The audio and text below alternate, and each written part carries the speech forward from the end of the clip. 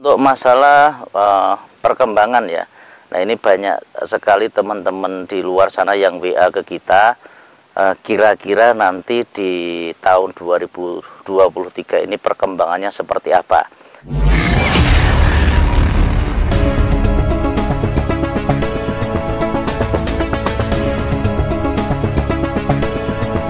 Assalamualaikum warahmatullahi wabarakatuh. Kita coba update lagi ya tentang perkembangan tanaman porang. Karena tanaman porang ini banyak sekali yang tanam. Terus tahun kemarin itu mengalami penurunan ya dari segi harga. Nah, alasan penurunan itu karena hanya ada beberapa perusahaan yang mengantongi izin ekspor, sehingga perusahaan itu mau nggak mau harus menampung dalam jumlah banyak untuk hasil produksi dari petani, dan akhirnya produk itu melimpah, menumpuk, sehingga harganya murah. Itu sudah menjadi hukum alam yang saya harapkan nanti untuk ke depan perusahaan-perusahaan yang ada ini sudah mendapatkan izin GACC sehingga bisa melakukan ekspor lagi. Nah, untuk produk-produk dari porang sendiri, kenapa itu sangat dibutuhkan? Nah, kemarin saya juga sudah meliput tentang adanya beras porang. Nah, ini makanan turunan ya, turunan yang diolah dari porang, dijadikan butiran beras. Nah, ini untuk bisa dikonsumsi terutama untuk penderita diabetes, untuk menjaga gula darah, dan untuk diet ya, untuk diet yang mungkin mengalami obesitas. Nah, untuk teman-teman yang menghendaki beras porang, nanti silahkan dibeli. Saya akan tulis linknya di deskripsi atau di kolom komentar paling atas, nanti saya kasih pin ya. Nanti kita online shopnya di situ. Untuk harganya cukup murah, yakni di angka Rp135.000. Ini harganya murah kalau kita bandingkan dengan beras porang yang sudah ada, tapi akan kelihatan sangat mahal kalau kita membandingkan dengan beras biasa. Keistimewaan dari beras porang ini ialah karena kadar karbonnya sangat rendah, kalorinya rendah, lemaknya juga rendah sekali, mungkin bahkan sampai 0. Sehingga bagus sekali untuk menjaga kesehatan, menetralisir gula darah, bukan mengobati ya, mengobati seseorang yang kena gula, tapi menjaga, menetralisir gulanya supaya tidak meningkat pada waktu kita konsumsi makan. Ini sangat bagus sekali ya. Kalau kita sudah konsumsinya rutin ya, insya Allah untuk kesehatan kita bisa terjaga ya. Lanjut untuk masalah perkembangan ya. Nah, ini banyak sekali teman-teman di luar sana yang WA ke kita, kira-kira nanti di tahun 2023 ini perkembangannya seperti apa. Saya mungkin akan menjawab ya, kita menunggu saja. Nanti pada bulan-bulan 4, bulan 5 ini pabrik baru buka ya. Untuk teman-teman yang saat ini WA ke kita yang menanyakan saya punya umbi dan sebagainya ya, saat ini pabrik itu sudah close ya, pada bulan 11 terakhir rata-rata sudah tutup. Nah, sampai dengan bulan 4, bulan 5 itu rata-rata baru buka nanti. Pada waktu buka silahkan nanti untuk teman-teman yang mengalami kesulitan di dalam penjualan nanti bisa WA ya, bisa WA. Dan saya di sini cuman menyediakan atau menjembatani antara petani yang bingung menjual, kita menghubungkan dengan pabrik ya. Saya bukan tenggula, saya bukan pengepul, tapi saya akan menjembatani. Silahkan nanti dari petani sendiri kirim ke pabrik, kita temukan dengan pabrik jalurnya di mana. Karena nanti harus ada beberapa persyaratan, termasuk diantaranya kuota yang dikirim ke pabrik minimalnya sekitar 8 ton ya. Sebenarnya ini kalkulasi terhadap transportasi aja. Terus yang kedua nanti GAP ya, izin dari perkebunan kita, nomor GAP-nya harus dicantumkan. Makanya kemarin dulu saya sudah meminta untuk nomor GAP dikumpulkan supaya nanti kita bisa mendaftarkan GAP kita, lahan kita kepada pabrikan itu. Nah, ini sangat berhubungan sekali. Dan untuk gambaran di tahun 2023 untuk kisaran harga porang berapa, nah ini kita bisa memprediksi, kita tidak bisa melihat secara langsung nanti harganya akan jadi segini. Cuman hal-hal yang perlu kita antisipasi baik dari dalam negeri ataupun dari luar negeri. Satu, kita melihat untuk prediksi di tahun 2023 dari segi dalam negeri. Di dalam negeri ini ya, perusahaan-perusahaan yang sudah atau mungkin berproses untuk melengkapi dokumentasi dari GACC, yakni GACC itu ialah Badan Cukainya Cina. Ya, karena banyak produk kita itu diekspor ke sana.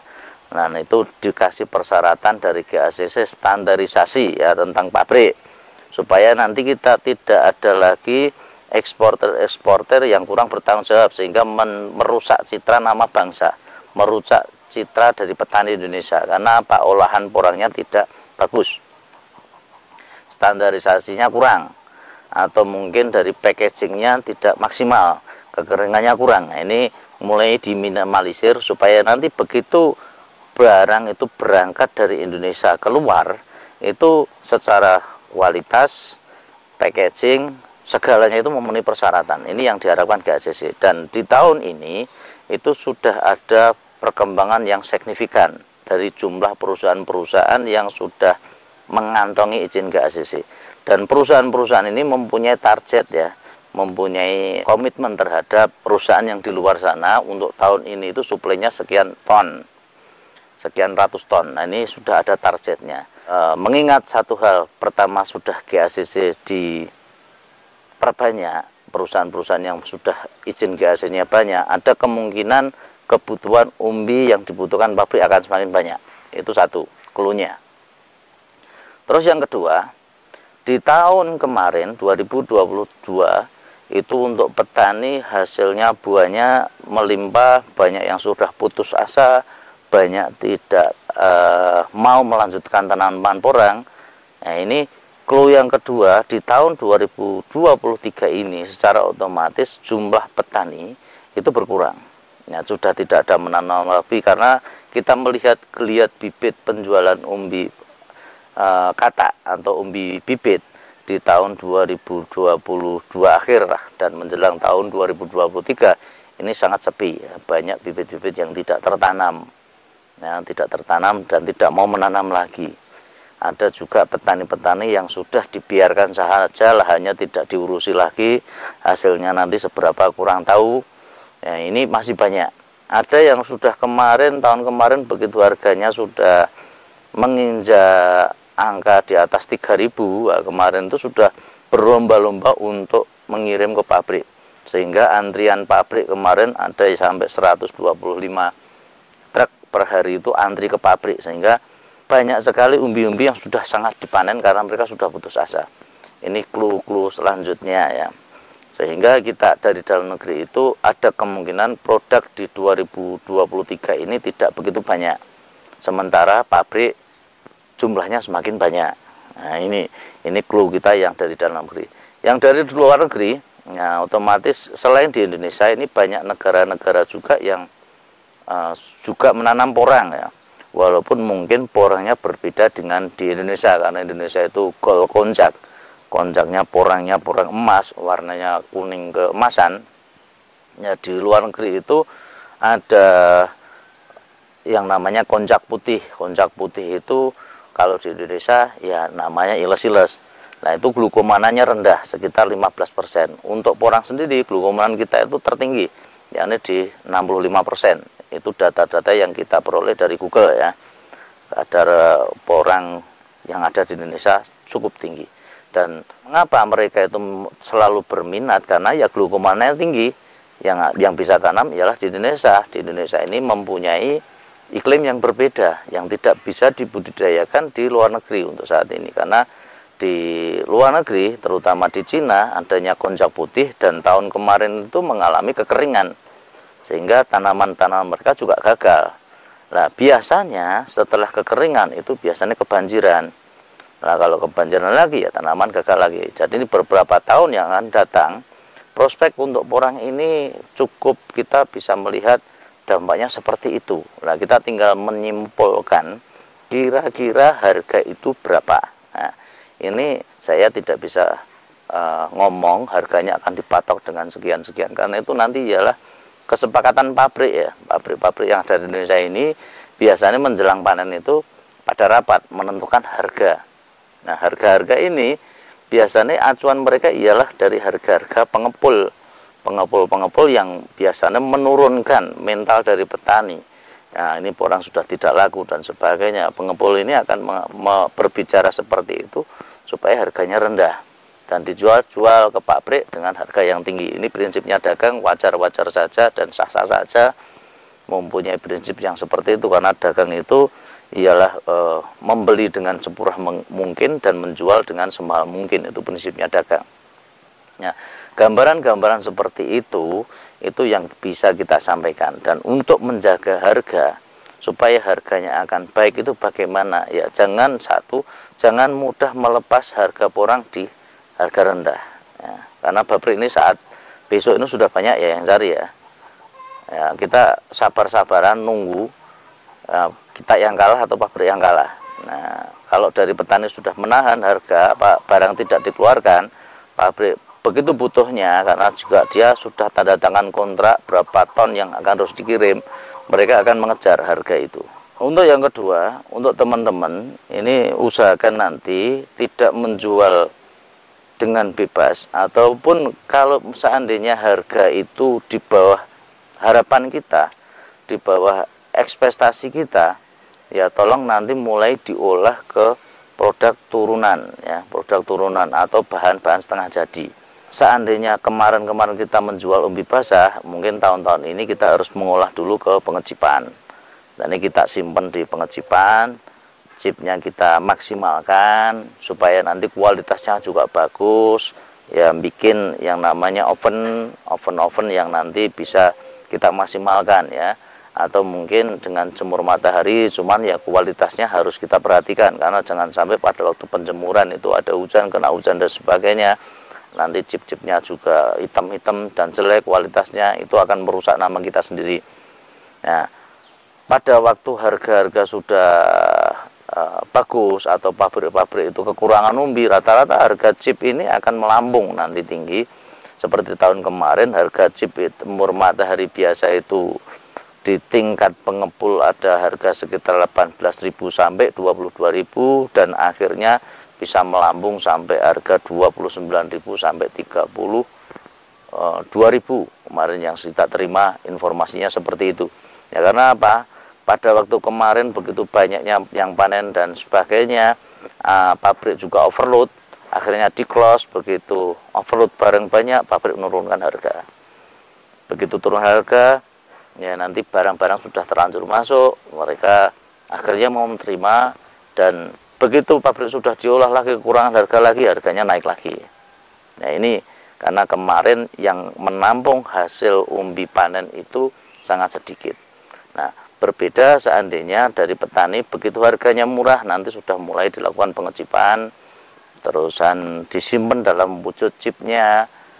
Terus yang paling bagus ya, ini seandainya nanti harga chip itu sudah bagus ya, nanti tinggal dipasarkan untuk chipnya. Nanti ya saling berhubungan dengan petani-petani, saling komunikasi, mana yang membutuhkan chip, mana yang membutuhkan umbi produksi. Ini saling komunikasi. Yang belum tahu ya nanti silahkan kontak ke WA kita bisa usahakan untuk membantu semaksimal mungkin hasil dari petani-petani itu maksimal ya. Terutama ini yang saya banyak WA itu dari luar Jawa ya. Nah, luar Jawa ini pada dasarnya untuk saat-saat ini ada daerah-daerah yang sudah dorman ya, daerah Medan ke atas ke Aceh itu sudah mulai dorman ya, karena musimnya itu berbeda ya dengan Pulau Jawa, Bali, NTT dan sebagainya. Ini sejajar ya, pada musim tanamnya kita di bulan 11, mereka pada bulan 8 sudah tanam. Nah, itu perbedaannya ya, perbedaan iklim, musim dan sebagainya. Berbeda lagi dengan daerah-daerah Kalimantan. Untuk Sulawesi kita tidak bisa menyimak iklim yang di sana. Kalau yang di Jawa rata-rata bulan 11 itu penanaman, bulan 4, bulan 5 itu sudah mulai dorman. Makanya pabrik-pabrik yang di sini itu rata-rata buka di bulan 4, bulan 5. Berbeda dengan tahun 2022 kemarin, mereka buka telat karena belum mengantongi izin ya. begitu izin dikeluarkan cuman ke 5 perusahaan, akhirnya barang overload. Ya, ini yang menjadikan suatu hal tanaman kita kemarin mungkin kurang laku. Nah, ya akhirnya banyak membuli, banyak yang putus asa. Ya bagi kita saat ini yang kita tekuni di porang ya akan kita lanjutkan ke porang. Harga mengalami fluktuasi yang naik turun itu sudah hal yang biasa. Semua komoditas juga sama. Tapi bagaimana kita pinter-pinternya mencermati itu supaya kita bisa meningkatkan harga. Ya, diantaranya ya jangan mudah melepas barang kita dikala harga itu sedikit atau rendah. Tapi kita sebaiknya mengolah untuk produk-produk kita menjadi produk-produk yang lebih bernilai atau dibikin chip dan sebagainya. Kalau bisa dibikin tepung, ya silahkan dibikin tepung. Kalau mau dibikin beras, ya silahkan bisa bikin beras. Ya, kembali lagi untuk beras ini bagi teman-teman yang membutuhkan nanti bisa dilihat di deskripsi atau di komentar. Saya bikin double linknya di situ untuk pemesanan. Harganya cukup murah di angka Rp135.000. Ini untuk harga eceran kita. Jadi untuk teman-teman, ini saya kira dengan gambaran-gambaran itu sudah bisa melihat ya peluang-peluang yang ada di porang. Prediksi untuk harga di tahun 2022 itu bagaimana? Yang jelas tetap semangat, jangan menyerah. Dikala harga bibit kemarin kata itu nyampe 400-500 ribu, banyak orang yang tanam. Itu 2 tahun yang lalu. 1 tahun yang lalu untuk harga di 150 sampai 250 itu masih banyak orang tanam. Di tahun ini harga bibit sudah sangat murah, tapi banyak orang yang tidak mau tanam. Nah, kadang saya berpikir, ya kenapa begitu? Kenapa kita tidak bisa menghitung dikala harga mahal, bibit mahal kita berani tanam, dikala harga bibit murah kita tidak berani tanam. Itu yang salah siapa? Nah, ini kita kembalikan kepada teman-teman semua. Ya, mungkin beberapa hal yang kita sampaikan itu dulu, dan apabila ada kata-kata yang salah, mohon maaf yang sebesar-besarnya. Billahi taufiq wal hidayah. Wassalamualaikum warahmatullahi wabarakatuh.